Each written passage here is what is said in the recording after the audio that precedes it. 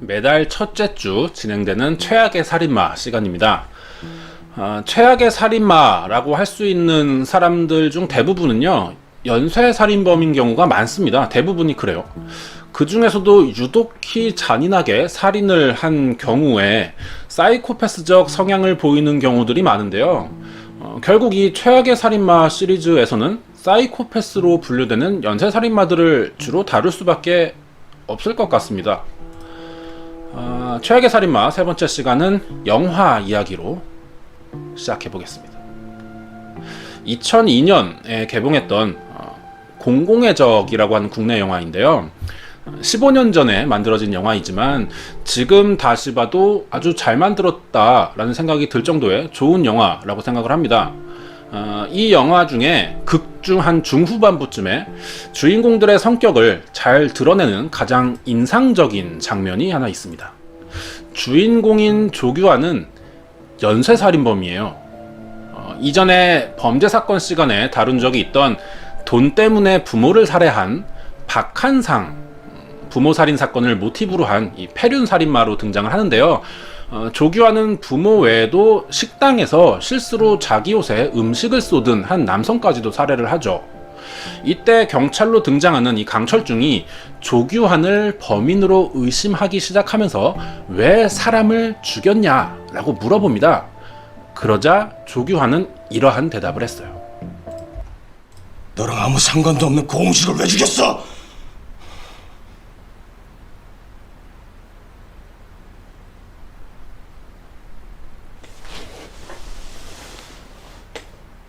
네 말대로 내가 범인이라고 해보자.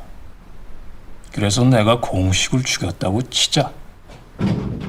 사람이 사람 죽이는데 이유가 있냐? 이 장면을 보면 영화 전체를 보지는 않더라도 극 중에 조규환이 사이코패스 살인마라는 생각이 들기에 충분합니다. 지금에서야 사이코패스라는 말과 뜻은 일반 사람들에게도 잘 알려져 있고 대중적으로도 흔하게 사용되고 있기 때문에 방금 본 짧은 이 영화 장면 하나만으로도 우리는 조규환이라는 캐릭터가 살인에 대해서 전혀 죄책감이 없고 죄의식도 느끼지 못한다라는 것을 추측해 볼 수가 있죠. 하지만 15년 전인 2002년에 이 영화가 막 개봉했을 당시 한국은요, 지금과는 다르게 사이코패스라는 용어와 그 개념에 대해서 익숙하지가 않았기 때문에 당시 조규환의 냉혈하고 잔인한 이 살인마의 모습은요, 그저 나쁜 사람 정도로만 인식이 되었었죠. 이 사이코패스라는 말이 처음으로 사용되기 시작했던 것은요, 20세기 초 독일의 심리학자인 쿠르트 슈나이더가 처음으로 사이코패스에 대한 개념과 정의를 정리해서 발표한 것을 이 단어의 시작으로 보고 있습니다. 사이코패스는요, 정신이나 심리를 뜻하는 사이코와 결핍 또는 이상을 뜻하는 전미어 패스가 붙여져서 만들어진 말이에요. 마음의 결핍 또는 정신 이상을 뜻하죠. 사이코패스는 반사회적 성격 장애와 같이 자신의 감정 컨트롤에 굉장히 미숙하고 타인과의 교감이 어려워서 다른 사람들의 감정을 느끼기가 어렵다고 합니다. 전 세계 인구 중에 약 1%에서 2% 정도가 사이코패스라고 추정될 정도로 생각보다는 많은 사람들이 이와 같은 성향을 가지고 있습니다. 하지만 이러한 성향을 가졌다고 해서 모든 사람들이 범죄자가 되는 것은 아니고요. 대부분이 조금 특이한 일반인 정도로 보통 사람들 사이에 섞여서 평범한 생활을 충분히 할 수가 있습니다.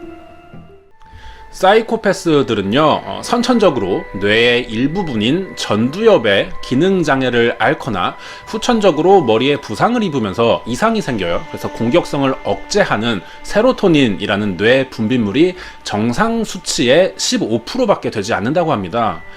이 세로토닌의 부족으로 심한 감정 기복과 매우 공격적인 성격, 인내심 부족이나 상대방에 대한 공감 능력들이 상실되는데요.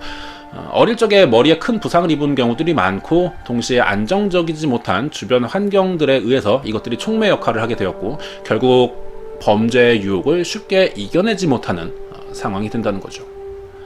사이코패스의 특징을 몇 가지 말하자면은 거짓말을 잘한다는 점이 있어요. 하지만 이들의 거짓말을 알고 보면은 당장의 상황을 모면하거나 또는 변명 정도의 아주 낮은 수준의 거짓말이고, 애초에 타인의 생각에 대해 전혀 관심이 없기 때문에요, 거짓말 자체도 앞뒤가 맞지가 않아요. 그리고 논리적이지도 않습니다. 하지만 이들이 워낙에 태연하게 연기를 하기 때문에 말도 안 되는 거짓말이지만 사람들이 잘 속게 되죠. 전두엽의 기능장애로 인해서 사이코패스들은 자신들의 감정이나 욕구를 제어하는 능력이 부족하기 때문에 충동적으로 행동하고요, 생각나는 대로 말하는 특징도 가지고 있습니다. 살인 욕구가 발생하면은 사이코패스 성향의 범죄자들은 앞뒤 상황들을 전혀 고민하지 않고 곧장 실행에 옮길 수가 있다 그래요. 타인에게는 굉장히 무관심하면서 자신의 감정이나 자신의 욕망에는 굉장히 솔직하게 반응을 하고 자기 자신을 굉장히 아끼는 행동들도 보이죠. 전체적으로 이러한 사람들의 생각 자체가 범죄에 빠지기 쉬운 특징들이 된다는 겁니다. 가장 큰 문제가 될 만한 것으로는 이들이 범죄에 있어서 죄책감과 윤리의식이 전혀 없다는 거예요. 아까 본 공공의 적에서 조규환의 대사처럼 이들이 사람을 죽이는 데 특별한 이유가 없습니다. 그냥 죽이고 싶어서 죽이고 불 지르고 싶어서 불을 지르죠. 범죄를 저질러도 자신의 행동이 잘못되었다라는 인식이 없고 죄책감도 없으니 진심으로 뉘우치거나 반성하지도 않습니다. 같은 이유로 사이코패스들의 재범률이 굉장히 높고 치료나 교화도 쉽게 되지 않아요. 최근부터 잔인한 강력 범죄가 벌어질 때마다 우리는 범인이 사이코패스 성향을 가졌을 것이라고 추측할 수 있을 정도로 이 개념이 현재 우리에게 굉장히 익숙하게 사용되고 있죠. 하지만 사이코패스라는 범죄 심리 용어가 한국에 처음으로 들어와서 알려지기 시작했던 것은 13년밖에 되지 않습니다. 그 결정적인 계기가 되었던 것이 2004년이었어요. 이때 검거되었던 한 연쇄살인마 때문이었는데, 사상 유례 없이 잔인했고 특이한 범죄 방식과 행동들에 대해서 이론적으로는 설명할 수가 없는 희한한 상태의 범죄 케이스였다는 거죠. 이러한 것을 설명할 수 있는 방법이 당시 한국에는 없었어요. 그래서 기껏해야 돌연변이라는 말로밖에 설명할 수 없었어요. 돌연변이가 최선의 단어였습니다. 하지만 어느 다큐멘터리 프로에서 이 살인자와 범죄 행각들을 소개했고요, 동시에 사이코패스를 다뤘던 것이 계기가 돼서 사람들에게 알려졌던 겁니다. 당시 이 다큐멘터리에서 소개되었던 살인마는요, 미국 전문기관에서도 인정할 만큼 타인의 고통에 무감각하고요, 범죄에 죄의식이 전혀 없는 전형적인 사이코패스 그 자체로 평가받았습니다. 그리고 한국인이었어요. 한국인으로서 최악의 살인마에서 한국인을 소개한다는 게 별로 기분이 좋지는 않은데요. 하지만 빼놓을 수가 없는 사람이기도 합니다. 전 세계 연쇄살인마를 소개하는 책에서 한국의 대표로도 소개가 된 적이 있고요. 사이코패스를 진단하는 프로그램 PCLR에서 40점 만점 중 38점을 기록하면서 전 세계 살인마, 연쇄살인마 중에서도 아주 손꼽히고 있는 사람이죠. 이번 최악의 살인마 시간에서는 2003년 9월부터 2004년 7월까지 총 10개월 동안 대한민국 서울에서 약 20명가량을 살해했던 한국의 사이코패스 연쇄살인마에 관한 이야기를 알아보도록 하겠습니다. 2004년 1월 21일 서울 신촌의 어느 찜질방 아침에 일어난 사건입니다. 손님으로 찾아온 한 남성이 수면실에서 자고 일어났는데 가지고 있던 개인 사물함의 열쇠가 사라진 거예요. 이 남성은 자신이 열쇠를 잃어버린 줄 알고 직원용 열쇠를 사용해서 사물함을 열었습니다. 그래서 옷을 꺼내 입으려고 하는데 지갑 속에 현금까지도 전부 사라진 거였습니다. 절도 사건이 일어난 거예요. 이미 같은 날 새벽에 누군가가 몰래 다른 사람의 옷장을 여는 모습이 직원에게 적발된 절도 사건이 있었거든요. 4시간 만에 다시 똑같은 절도 사건이 발생했던 거죠. 결국 이 찜질방 직원들은 경찰을 불렀고요. 이 사건의 유력 용의자로 한 남성을 지목합니다. 이미 새벽 4시에 한 차례 절도를 시도하다가 직원에게 경고를 받았던 그 남성이었어요. 아침 9시 30분 절도를 시도한 남성은 경찰들의 연행이 되어서 신촌의 경찰 지구대에 들어갑니다. 그리고 조사를 받기 시작했어요. 유력 용의자인 이 남성은 자신의 혐의를 매우 강하게 부인을 했죠. 하지만 첫 번째 절도 장면을 본 목격자도 있었던 데다가 피해자에게 20만 원을 줄 테니 없던 일로 하자고 합의를 시도한 점, 그리고 이 남성이 절도를 비롯한 전과 구범의 전과자라는 것이 밝혀지자 결국 경찰들은요, 이 남자를 절도 혐의로 정식 구속영장을 신청하기로 하죠. 용의자의 구속영장 심사를 기다리면서 경찰들은 목격자의 진술을 들어보기로 했어요. 이때 용의자에 대한 감시가 잠시 소홀해지게 되자 이 남자는 이 틈을 놓치지 않고 화장실로 가는 척 걸어가다가 갑자기 달려나가서는 3층 높이의 창문에서 뛰어내립니다. 그리고 경찰서를 빠져나갔어요. 남자는 탈출에 성공했지만 경찰들은 잡으려고 하지 않았습니다.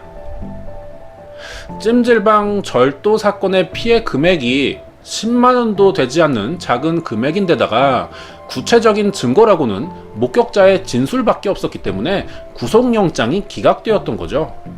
경찰들은 이 10만 원이라는 소액 절도 혐의를 받고 범행을 부인하는 상태에서 수갑을 풀고 도주국을 벌이면서 도망갔던 이 남성의 행동을 비웃었고요. 이날 사건을 작은 해프닝 정도로만 생각을 하고 그냥 넘어갔습니다. 당시에 경찰들도 이 도망친 남성이 그동안 저질러온 끔찍한 사건에 대해서는 조금도 알지 못했죠. 2004년 1월 20일 찜질방에서 고작 10만 원 정도를 훔친 일로 도주국까지 벌이면서 경찰서를 뒤집어 놓았던 이 남자는요, 바로 한국의 대표적 사이코패스이자 잔인한 살인을 저질렀던 유영철이었습니다. 유영철은요, 1970년 4월 18일 전라북도 고창군에서 태어났습니다. 형 2명과 이란성 쌍둥이 여동생이 있었는데요. 정확하게 밝혀지지는 않았지만 이 쌍둥이 여동생은 유영철보다 1년 늦게 출생 신고가 되었다고 합니다. 유영철이 태어났을 당시에 집안 분위기가 그렇게 좋지는 않았어요. 아버지가 부인과 4명의 아이들을 버리고 다른 여성을 만나서 새살림을 차린 상태였기 때문에 유영철은 태어날 때부터 아버지에게 가족이라는 감정을 가질 수는 없었고요. 가장의 부재로 어머니와 형제들이 심각한 생활고를 겪었었죠. 가끔씩 아버지가 이제 가족들이 사는 집으로 찾아올 때가 있었는데요. 그때마다 항상 술에 취해 있었고 아내와 자식들을 수시로 폭행하고 학대했었다고 합니다. 결국 6살 때요, 부모님들이 이혼을 했어요. 그리고 자식들의 양육권이 나눠졌는데 이때 유영철의 양육권이 아버지에게 갔던 거예요. 그래서 폭력적인 아빠 손에서 키워지게 됐고 동시에 계모의 구박을 받으면서 자라게 됐죠. 초등학교에 입학할 때쯤에는 친어머니의 형편이 좀 나아졌어요. 그래서 어머니가 아들을 키우겠다라면서 유영철의 양육권을 되찾아왔고 이때부터 어머니와 쌍둥이 여동생이 함께 서울 공덕동으로 이사를 가서 살게 됩니다. 중학교 시절은 대체로 평범했었다고 합니다. 유영철이 공부를 잘하는 편은 아니었지만 그림의 소질이 보였다고 해요. 직접 그린 그림이에요. 그래서 진로를 미술 쪽으로 정하게 됐던 거죠. 하지만 문제가 유영철이 생맹이었어요. 이것을 이유로 자신이 지망하던 예술고등학교 실기시험에서 떨어집니다.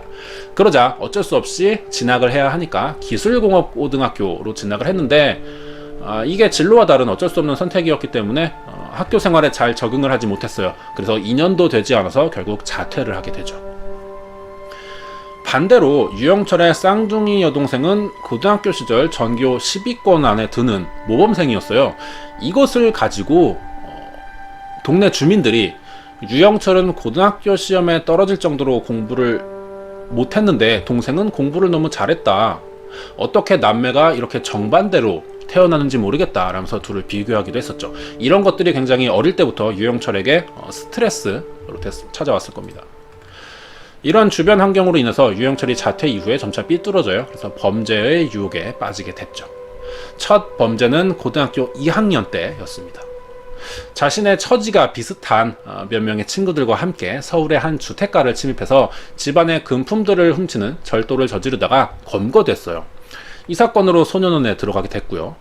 이후에 상습 절도를 일삼으면서 소년원과 교도소를 들락날락거렸습니다. 유영철이 당시에 아주 독실한 기독교 신자였다고 해요. 근데 절도로 붙잡히자 십자가를 손에 들고는 제발 소년원에 가지 않게 해달라라는 기도를 했었대요. 하지만 징역 10개월에 선고를 받게 되자 유영철이 이때 했던 말이 심도 돈 있는 편이라고 화를 내면서 십자가를 부숴버렸다고 합니다. 이런 것들을 들어보면은 시작 부분에서 알아봤던 그 사이코패스적 성향의 증상 중 하나로 드러나는 죄책감이 없고 자신을 끔찍이 아끼는 성격들이 이때 유영철이 드러났던 건데요. 사이코패스 성향은 보통 10대 후반에 완성돼서 표출되는 것을 보면은 유영철도 이때부터 사이코패스적 성향이 완전히 자리 잡았던 것으로 보여집니다. 그리고 90년이 됐어요. 출소한 뒤 자신보다 12살 연상의 여성을 만나서 결혼을 하게 되는데요. 이 여성이 유영철의 첫 여자이자 아이의 엄마가 되는 황씨라는 여성입니다. 당시에 유영철과 가까웠던 사람들의 증언으로는 유영철 부부가 부부 금실이 굉장히 좋다라고 소문이 날 정도로 가정생활에 충실한 사람이었다 그래요. 하지만 범행 유혹을 끝내 뿌리치지 못했던 거죠. 93년도에 차량 절도, 2000년에 한 미성년자를 차에 태워서 강간 폭행한 혐의로 체포가 됐어요. 그래서 3년 6개월형을 받는 등 총 8번의 전과 기록을 가지게 됩니다. 남편이 상습적으로 범죄를 저지르자 이에 참지 못한 아내 황 씨는요, 교도소에 수감 중인 유영철에게 이혼 소송을 낸 뒤에 함께 낳았던 아들을 데리고 잠적해버렸어요. 이런 아내의 일방적인 이혼 통보를 받은 유영철은 배신감으로 크게 분노했죠. 이때 아내에게 이혼당하게 되는 이유가 자신이 전과자이기 때문이고 자신이 전과자가 된 이유는 사회 때문이라면서 이혼의 원인으로 잘못된 사회구조 탓을 했어요. 그리고 이때의 분노가 고스란히 불특정 다수의 사람들에게 향하게 됩니다. 자신이 믿었던 여성에게 배신감을 느끼면서 이기적인 분노를 표출했던 것은요, 저번 시간에, 두 번째 시간에 알아본 그 최악의 살인마 테드 번디의 생각과 굉장히 유사한 점을 보이죠. 유영철은요, 이렇게 살아서 뭐하나, 살아있을 때까지 사람을 죽이자라면서 스스로 살인자가 될 것을 결심해요. 그래서 사회와 아내에게 복수하겠다라는 다짐을 하죠. 그리고는 키우던 개를 칼로 찌릅니다. 일종의 살인 연습이었는데요. 칼에 찔린 개가 피만 흘리고 쉽게 죽지 않자 망치로 때려봤습니다. 그랬더니 개가 비명도 지르지 못하고 죽었던 거예요. 그래서 이것을 보고 공사장에서 사용하는 큰 공업용 망치를 구입해서 자신이 다루기 쉽도록 개조를 했어요. 믿었던 아내의 배신으로 자신이 비록 전과 8범이었지만 한 번도 살인을 하지 않았던 유영철이 이때 이혼을 계기 삼아서 살인자로 변신하게 됩니다. 2003년 9월 11일 3년 6개월의 형을 모두 마치고 교도소를 출소한 유영철은요, 곧바로 서울의 일대를 돌아다니면서 사냥감을 물색하기 시작합니다. 주로 서울에 부유층이 많이 산다는 지역들을 답사한 뒤에 몇 채의 집들을 점 찍어 두었고요. 대범하게도 대낮에 담을 넘어서 침입한 뒤에 빠르게 범행을 저질렀어요. 유영철이 출소한 지 고작 2주가 지났던 2003년 9월 24일이었습니다.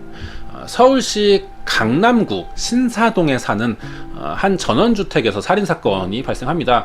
피해자는 숙명여대의 명예교수였던 72살의 이씨와 67살 아내로 아들에 의해서 시신이 최초 발견되었어요.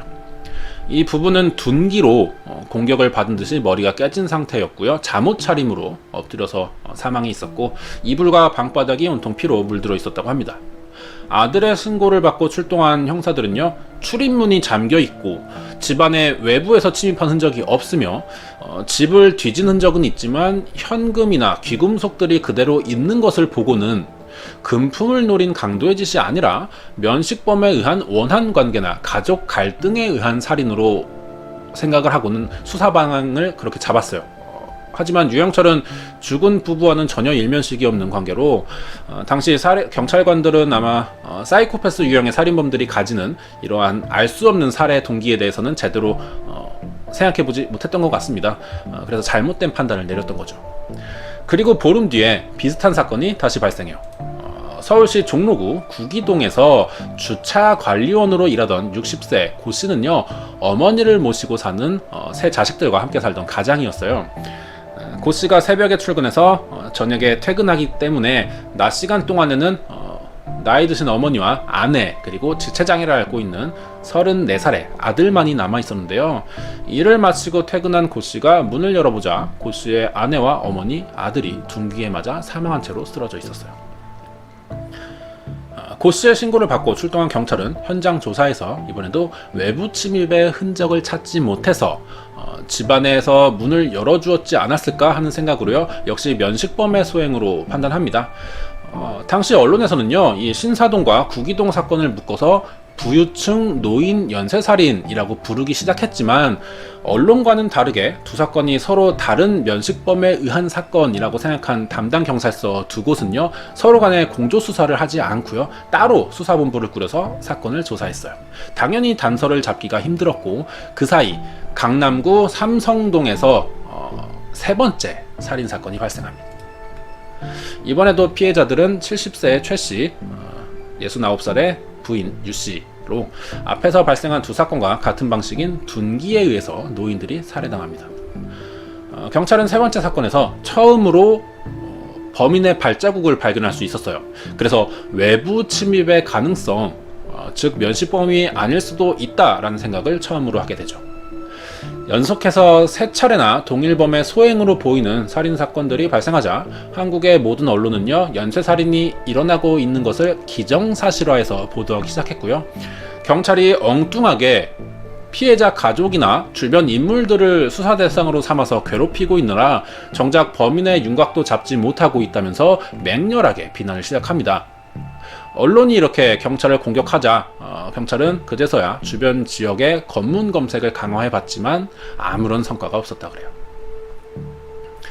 그리고 한 달 후인 2003년 11월 18일 종로구 해화동에 위치한 2층 단독주택에서 연기가 피어나는 것을 한 주민이 발견하고는 경찰에 신고하면서 부유층 노인 연쇄살인 사건의 네 번째 피해자가 발견됩니다. 해화동 사건의 피해자는요, 87살의 배 씨와 가정도우미였던 53살의 김 씨로 둔기에 머리를 맞아서 사망한 것으로 보였습니다. 하지만 이번 해화동 사건에서는요, 이전 세 사건과 다른 점이 발생했어요. 범행 후에 불을 질렀다는 것과 금품을 훔쳐간 사실은 없었는데, 이번 네 번째 사건에서는 이 집 지하실에 있던 곡괭이나 골프채를 이용해서 금고를 부수려 했던 흔적들이 발견된 거죠. 이전 사건에서는 집을 뒤지지 흔적이 없었는데 이 사건은 금품으로 목적으로 한 강도 사건처럼 보였습니다. 하지만 피해자들의 직접적인 사인이 둔기에 의한 두개골 함몰, 그리고 뇌손상으로 사망을 했고, 공격 방법이나 흉기가 동일하다는 점에서 이전 세 사건과 동일한 사람의 범행일 것으로 결론 내립니다. 그 외에 이 사건들과 다르게 해화동에서 발생한 네 번째 사건에서는 다른 점이 하나 더 있었어요. 바로 집 근처와 건물 입구에 CCTV 카메라가 설치되어 있던 겁니다. 경찰들은 이 테이프를 분석했어요. 다행히 이 CCTV에는 범행을 마치고 피해자의 집에 있던 옷을 걸쳐 입은 남성이 찍혀 있었는데요. 뒷모습이라서 얼굴까지는 확인할 수가 없었지만 경찰은 이 영상을 가지고 범인의 키가 168 정도라는 것과 20대에서 30대 사이의 후반의 남자이며 현장에서 발견된 발자국을 분석해서 같은 신발을 신고 있다는 것이 확인되었습니다. 그동안 둔기를 사용해서 9명의 머리를 두개골이 깨지도록 휘둘러서 잔인하게 살해한 부유층 노인 연쇄살인 사건의 범인은 바로 유영철이었습니다. 하지만 경찰들이 9명을 살해한 진범이 유영철이라는 것을 밝혀냈을 때는 이미 11명의 여성들이 추가로 살해당한 뒤였어요. 네 번의 부유층 노인 살인 사건에서는요, 공통점이 있습니다. 피해자들이 살고 있던 동네들이 신사, 구기, 삼성, 해화동으로 자음이 동일하죠. 이런 이름을 가지고 있어요. 이것은 가상의 이야기이기는 하지만 아가사 크리스티의 추리 소설인 ABC 살인 사건에서 나온 내용과 굉장히 유사한 형태를 보이죠. 이런 것들은 아마도 사이코패스들이 겪는 그 특유의 편집증까지도 드러나는 정황으로 보입니다. 그 밖에 피해자들의 집들이 이렇게 정원이 있고요. 나무들이 크게 심어져 있는 집들이었어요. 그래서 살인이 일어난 낮 시간에도 나무에 가려졌기 때문에 외부에서는 실내를 보기 어려웠고요. 집안 상황을 알기 힘들다라는 점을 유영철이 이용했던 거죠. 그리고 피해자들 모두가 경제적으로 여유가 있는 50대 이상의 노인들이었다는 겁니다. 아마도 추록 직후에 유영철이 부유층에 대한 잘못된 피해 의식과 상대적으로 제압하거나 공격이 쉬운 노인들을 범행 대상으로 정한 것 같이 보여요. 그리고 2003년 겨울이 되면서 더 이상 노인 살해는 일어나지 않습니다. 아마도 뉴스와 신문을 통해서 현재 자신의 뒤를 쫓는 경찰들의 수사 상황을 유영철이 수시로 확인해 봤을 거예요.